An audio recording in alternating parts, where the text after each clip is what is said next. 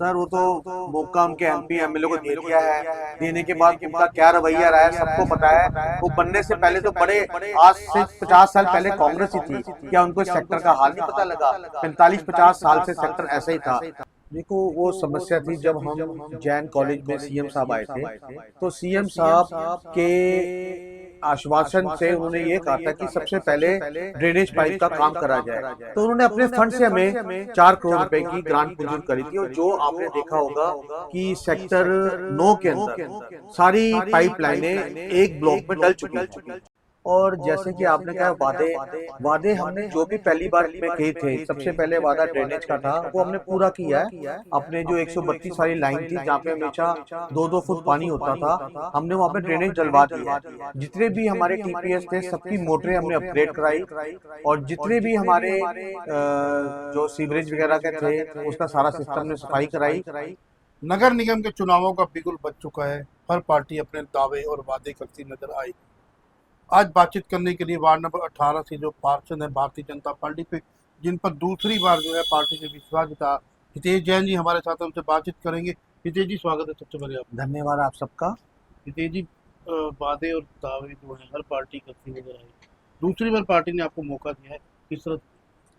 देखो मैं तो पहले सबसे पहले अपनी पार्टी का धन्यवाद करता हूं कि उन्होंने दोबारा मेरे पे विश्वास जताया। और जैसे कि आपने कहा वादे वादे हमने जो भी पहली बार में कहे थे, सबसे पहले वादा ड्रेनेज का था, वो हमने पूरा किया है। अपने जो 132 वाली लाइन थी जहाँ पे हमेशा 2-2 फुट पानी होता था, हमने वहाँ पे ड्रेनेज डलवा दिया है। जितने भी हमारे टीपीएस थे सबकी मोटरें हमने अपग्रेड कराई। और जितने भी हमारे जो सीवरेज वगैरह के थे उसका सारा सिस्टम ने सफाई कराई हुड्डा से। और पानी पीने के लिए भी सारा हमने पाइपलाइनों में सफाई कराई है। और जैसे कि जो हमने सबसे मेजर काम था कि यहाँ पे सड़कों का, वो आपने देखा होगा कि अपने मेन सड़क में काम शुरू हो गया, लगभग पूरा होने वाला है। वो भी सीमेंट की सड़कें हैं। जैन साहब, मेन जो समस्या आपके वार्ड में थी पानी की निकासी की थी, वो इतनी थी कि लोग जो है परेशान होते थे। चाहे आधे घंटे की बरसात हो, चाहे 1 घंटे की बरसात होती थी, तो उसको किस तरह से देख? देखो वो समस्या थी जब हम जैन कॉलेज में सीएम साहब आए थे, तो सीएम साहब के आश्वासन से उन्होंने ये कहा था कि सबसे पहले ड्रेनेज पाइप का काम करा जाए। तो उन्होंने अपने फंड से हमें 4 करोड़ रुपए की ग्रांट मंजूर करी थी। और जो आपने देखा होगा कि सेक्टर 9 के अंदर सारी पाइपलाइनें एक ब्लॉक में डल चुकी हैं। और जो अपना दीनदयाल उपाध्याय चौक में हमारा बना हुआ था एसटीपी, उसमें मोटर 80-80 वाट किलोवाट की लगवा दी गई है। और पाइपलाइन डल गई है। और पानी अब जब भी बारिश होती है विद इन 3 या 4 घंटे में उतर जाता है। कुछ लोग जो पहले भाजपा में थे वो आजाद उम्मीदवार के तौर पे उन्होंने नामांकन किया है और वो भी चुनाव मैदान में, किस तरह से इसको फेस करें? देखो फेस तो जनता ने उन्होंने उन्होंने जनता के सामने जाके करना है।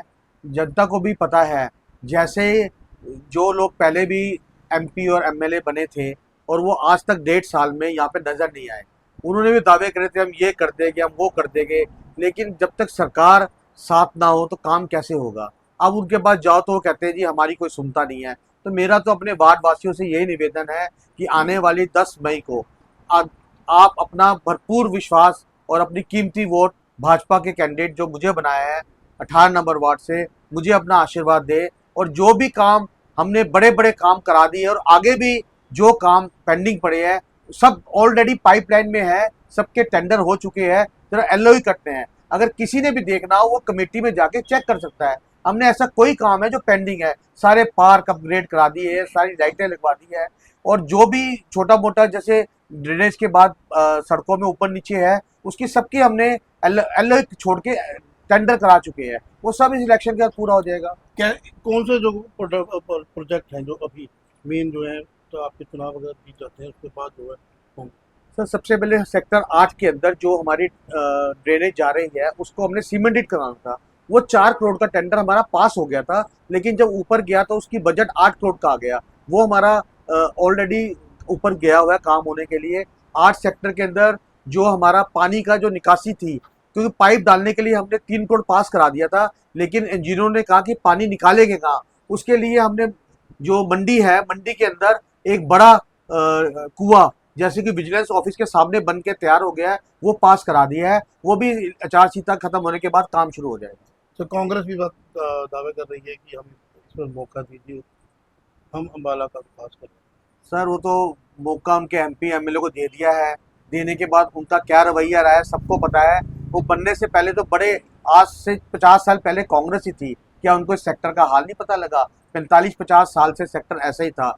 मैं जब 5 साल से बन के आया तो सबसे पहले जो जो समस्या हमने बोली थी, चाहे वो हाउसिंग बोर्ड की, मार्केट की पार्किंग हो, मैंने आते ही वो करवाई। मार्केट के अंदर बाथरूम हो, 4 लाख के अमाउंट से वही ठीक कराया। और जितने भी पार्कों के अंदर 2 पार्क तो हमने हाईली डेवलप करा दिए, अपना जियो गीता पार्क और ये। और अब मुझे 10 सेक्टर भी जुड़ गया है मेरे साथ, तो मेरा उनका भी एक एक काम कराऊंगा। मेरे को हमारे पूर्व मंत्री सीम गोयल जी का पूरा आशीर्वाद, पूरा प्यार मुझे हमेशा सबसे ज़्यादा ही मिलता है। चलिए, ये थे मेरे साथ हितेश जैन, जो वार्ड नंबर 18 से भाजपा के प्रत्याशी हैं। इन्होंने जो वादे किए हैं वो जीत के बाद वो कह रही है सारे वादे जो हैं हम पूरे करेंगे।